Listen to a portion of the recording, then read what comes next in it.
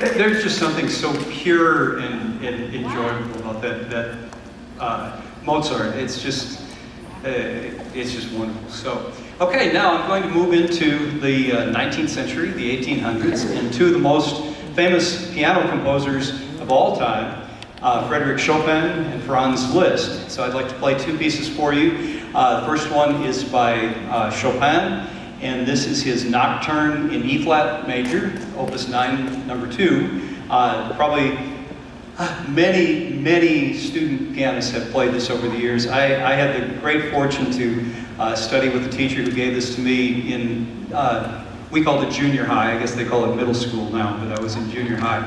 And it's just always remained one of my absolute favorites. And then the beautiful piece, Liebesstraum, which means Dream of Love, and by Franz Liszt, one of his most famous. If you ever watched the show, the Liberace show back in the 60s and 70s, this was one of his showpieces, but I'm not going to play it a la Liberace, I'm going to play it the way Liszt wrote it. So.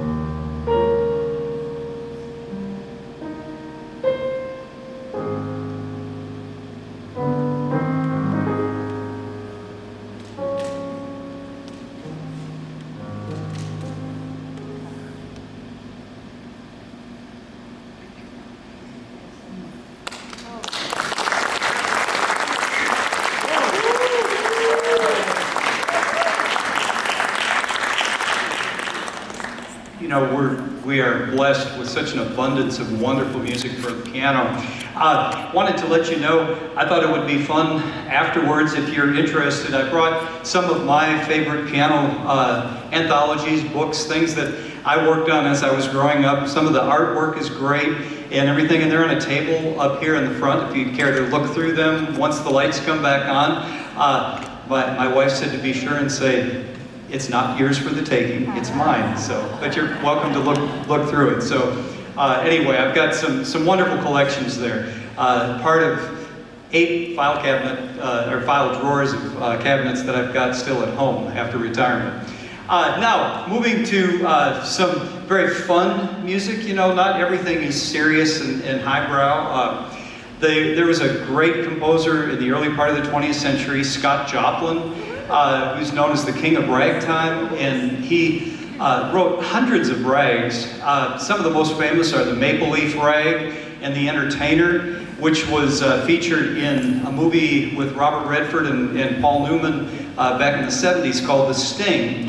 And another one from that movie that is absolutely one of my favorites is one I'm going to play for you now. This is known as the Easy Winners.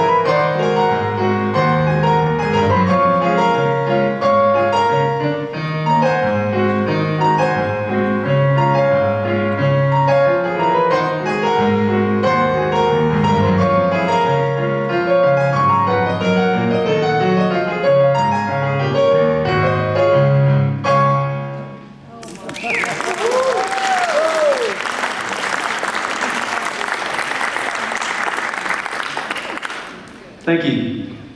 Staying in the 20th century, one of America's greatest composers of the earlier part of the century is Morton Gould. You may not recognize his name, but he did a lot of shows for Broadway, and he was also a serious symphonic composer, and really ran the gamut from jazz to classical, very wonderful composer. A few years back in Amarillo, we had the opportunity to perform one of his symphonies, and also the very famous American Salute. If you've ever heard American Salute, which is a version of Johnny Comes Marching Home, that's probably his most famous orchestra piece. Anyway, Morton Gould's daughter is still alive. She is, I believe, in her 70s now, and she was an invited guest of ours. I had the opportunity to sit at dinner with her, and we talked about this next piece I'm going to play. This is the Pavane that he wrote. And if you've ever studied piano, very likely you either played it or you heard somebody in your teacher's class play this. It's a very, very famous piece. She said she was so sick of this piece because that's all anybody ever wanted to play. And her father grew very sick of it too. But it's just a fun, fun piece. And so I hope you enjoy the Pavane by Morton Gould.